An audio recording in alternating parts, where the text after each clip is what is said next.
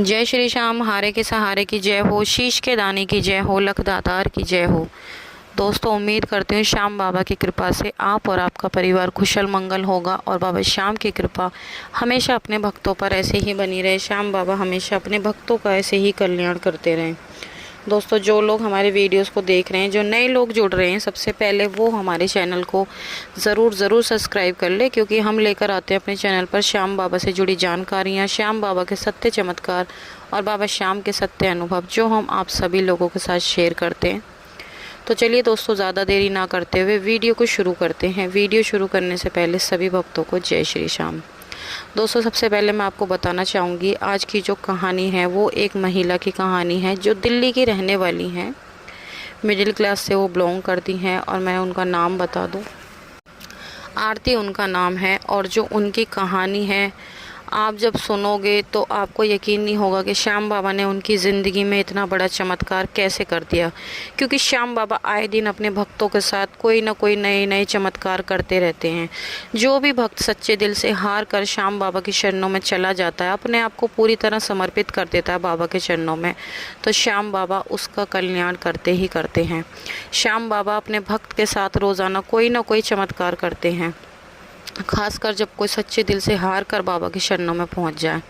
तो चलिए, आज मैं आपको कहानी सुनाती हूँ। कहानी को अंत तक ज़रूर सुनना, और अगर आपको पसंद आए तो प्लीज़ वीडियो को लाइक कर देना और शेयर कर देना, ताकि और भी लोगों तक श्याम बाबा की ये महिमा का बखान हो सके, श्याम बाबा की कृपा पहुँच सके, ताकि और भी लोग श्याम बाबा से ज़्यादा जुड़ सकें। तो दोस्तों, ये जो आरती जी हैं, ये बताती हैं कि इनकी शादी करीब सन 2014 में हुई थी। इनकी शादी को 11 साल बीत चुके हैं। आरती जी बताती हैं कि जब उनकी शादी हुई थी, शादी होने के बाद करीब 1 साल बाद उनसे रोज़ कुछ ना कुछ नई नई बातें कही जाती थी, क्योंकि उनको कोई बच्चा नहीं था। शादी को 1 साल बीत चुका था। शादी को जब 1 साल बीत चुका तो घर वालों ने नई नई बातें बनानी शुरू कर दी। सास ने ताने मारने शुरू कर दी, नंदों ने भी ताने मारने शुरू कर दिए, और कहीं ना कहीं फिर उनके हस्बैंड को भी भड़काया जाता और वो भी उनके साथ कोई ना कोई बात को लेकर लड़ाई झगड़ा करते। उनको यही रहता कि जब से शादी हुई है, शादी को 1 साल बीत चुका है, पर अभी तक किसी बच्चे को इसने जन्म नहीं दिया। ये वो आजकल तरह तरह की बातें, आप जानते ही हो, मिडिल क्लास में अक्सर ऐसा होता है। 1 साल बाद करीब जब 2 साल पूरे बीत चुके होते हैं, तो जब भी आरती जी एक सुंदर सी प्यारी सी बेटी को जन्म देती हैं। और जब उनके घर में एक कन्या का जन्म होता है, तो उनके घर में खुशियों की जगह समझो जैसे मातम बन गया हो। उनके घर में मातम जैसा माहौल हो जाता है, क्योंकि उनके घर में एक बेटी ने जन्म ले लिया था। उनको लगता है, उनके घर वालों को ऐसा लगता है कि बेटी होना एक पाप है, बेटी को जन्म दिया है इसने, हमारे घर का कोई चिराग नहीं आया, ये वो। उन्हें तरह तरह की बातें सुनाई गई, उन्हें टोन मारे गए। उनके साथ फिर और भी ज़्यादा बुरा व्यवहार होने लगा। जैसे तैसे उनको मतलब प्रेगनेंसी हुई और उन्होंने भगवान की कृपा से एक बेटी को जन्म भी दिया, पर तब भी उनको कोई सुकून की चैन से कोई सांस नहीं लेने दे रहा था। उनके घर में रोज़ लड़ाई झगड़ा क्लेश रहता था। अब उनको समझ नहीं आता था। उन्होंने अपने घर वालों को काफ़ी समझाने की भी कोशिश की कि बेटे और बेटी में कोई फ़र्क नहीं होता, आज के टाइम पे दोनों ही बराबर होते हैं। पर उनके घर वालों को ये बात समझ ही नहीं आ रही थी। अब कोई बात नहीं, देखते देखते बेटी करीब 7 साल की हो चुकी थी। जब बेटी 7 साल की हो गई, पर उनके साथ जब भी ऐसा ही व्यवहार रहता था। अब आरती जी बहुत ज़्यादा परेशान रहती थी। उसके बाद उनको कोई बच्चा भी नहीं हुआ, बस वो एक बेटी हुई। ससुराल वालों ने और ज़्यादा परेशान करना शुरू कर दिया कि 7 साल हो चुके हैं और कोई बच्चा भी नहीं हुआ, बस एक बेटी को इसने पैदा कर दिया। अब हमारे घर का क्या होगा? हमारे घर का दीपक, हमारे घर का चिराग पता नहीं कब आएगा, होगा भी या नहीं होगा। इस तरीके से तरह तरह की उनको बातें सुनाई जाती थी और वो बहुत ज़्यादा परेशान रहती थी। एक दिन ऐसे ही वो लेटी लेटी अपना फ़ोन चला रही थी, तभी उनके सामने कन्हैया मित्तल जी का भजन आ जाता है, हारे के सहारे। तो बस वो भजन को सुनने लगती हैं, और फिर वो क्या होता है, उनको बड़ी शांति मिलती है, उन्हें बहुत अच्छा लगता है। कन्हैया मित्तल जी 2-3 ऐसे उपाय भी बताते हैं भजनों में। फिर वो क्या रोज़ श्याम बाबा के भजन सुनती थी। श्याम बाबा के फिर और भी वीडियोज़ उनके सामने आने लगी, तो उन्हें थोड़ा लगा कि हाँ, श्याम बाबा हैं, पर उन्होंने देखा नहीं था, बस फ़ोन में ही देखा था। वो कभी गई भी नहीं थी, उन्हें बाकी फ़ोन के द्वारा सब चीज़ पता चल चुकी थी।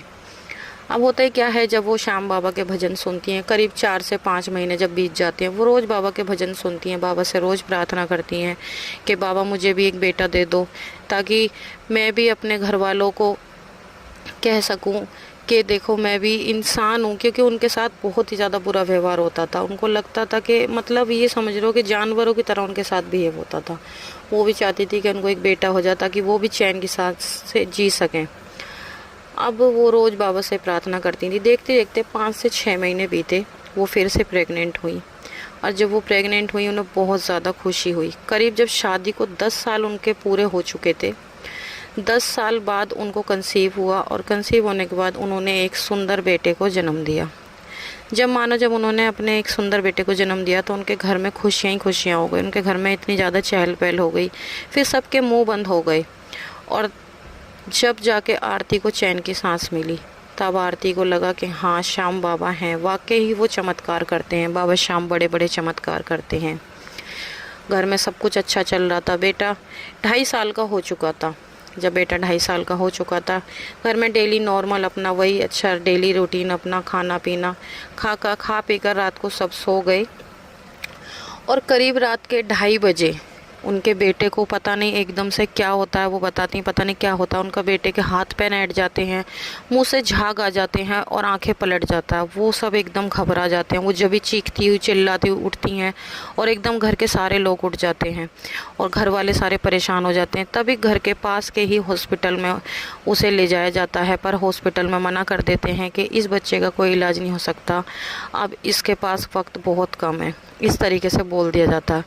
आरती जी की तो मानो जैसे जान ही निकल गई। फिर वो दिल्ली के मशहूर हॉस्पिटल अपोलो हॉस्पिटल में लेकर अपने बेटे को रात को ही पहुँचे, और 3 लाख रुपए वहाँ पर जाते ही उन लोगों ने जमा करा लिए।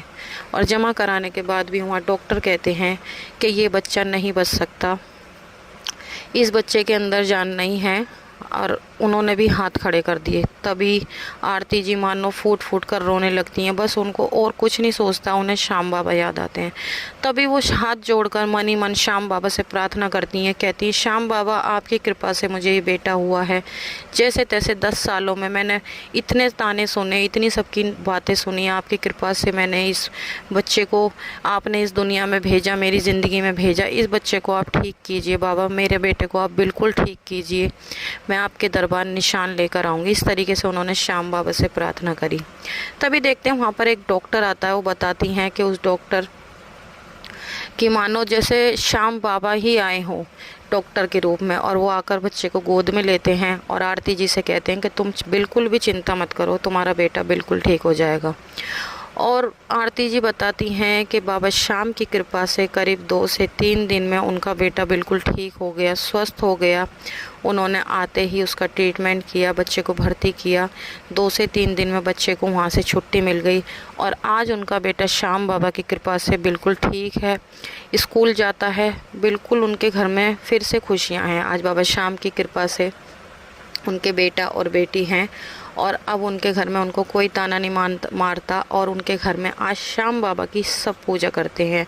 उनके घर में कोई श्याम बाबा को मानता भी नहीं था, लेकिन वो श्याम बाबा से जब से जुड़ी हैं, वो बताती हैं कि मैं तो श्याम बाबा को जानती भी नहीं थी, बाबा के दरबार भी नहीं गई थी, सिर्फ फ़ोन पे ही बाबा को देखा, और बाबा से बैठे बैठे घर बैठे ही मैंने अर्जी लगाई।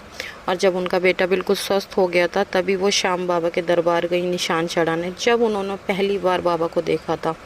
और वो बताती हैं कि जब से हम बाबा से जुड़े हैं, जब से मैंने बाबा को देखा है, आज मेरे घर में हर कोई श्याम बाबा को मानता है, हर कोई श्याम बाबा को पूजता है। तो दोस्तों, ऐसे होते हैं हमारे श्याम बाबा के चमत्कार। बाबा श्याम ऐसे नए नए चमत्कार आए दिन अपने भक्तों के साथ करते रहते हैं। तो आज की सत्य कहानी यहीं पर समाप्त होती है। आपको कैसी लगी ज़रूर बताना, और अगर अच्छी लगी हो तो प्लीज़ वीडियो को लाइक करें, शेयर करें, और कमेंट बॉक्स में जय श्री श्याम लिखना बिल्कुल भी ना भूलें। मिलते हैं कल एक और नई वीडियो के साथ। जब तक के लिए सभी भक्तों को जय श्री श्याम।